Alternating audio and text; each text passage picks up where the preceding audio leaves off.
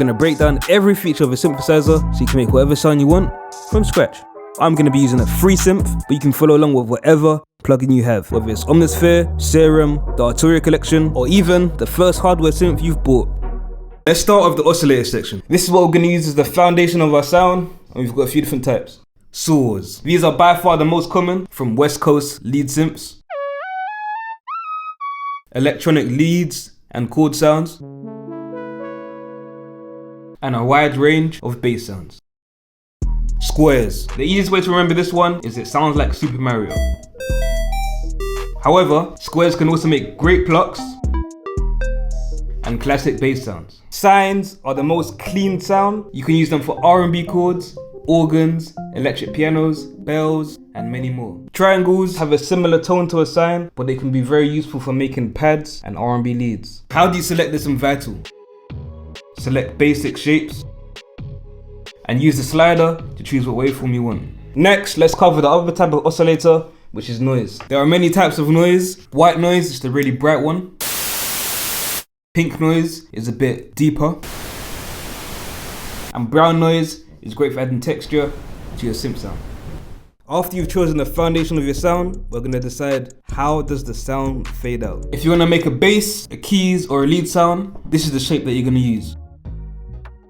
If you're making a pluck or drum sounds, these are really percussive, so we're gonna use this kind of shape. I like to zoom in and adjust the shape. You can curve it, which is sometimes called exponential. And the third shape is pads. For this, you're gonna have a long fade in, usually a couple seconds. And you're also gonna have a fade out. And the middle one is a bit like a key sound. You can have it straight like this, or you can make it lose energy as you're holding down the key. If you're finding this video useful, make sure you hit the subscribe button to learn more about sound design. Filters, this is where we carve out the sound, taking away the bits that we don't need. And this part adds a lot of personality to the sound. We have two main types of filters. This is called a low pass filter because it lets the low frequencies pass through. And we have the opposite, which is a high pass filter, which lets the high frequencies pass through.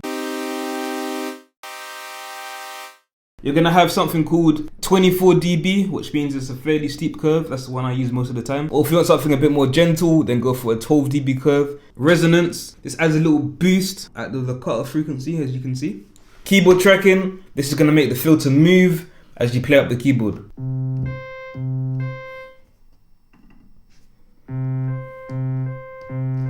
Now we're gonna move over to the part of the synthesizer that most beginners get confused about. Should I use an LFO or an envelope? If you want the sound to go wow, wow, wow, wow, wow, wow, wow, you're gonna use the LFO because that's gonna give you some continuous movement. However, if you want it to only happen one time when you press the key, like wow, wow, wow, wow, wow, wow, wow, wow, then you're gonna use the envelope. And that probably still sounds a bit confusing, so we're gonna go over the 4 most common ways you're gonna see this in sound design.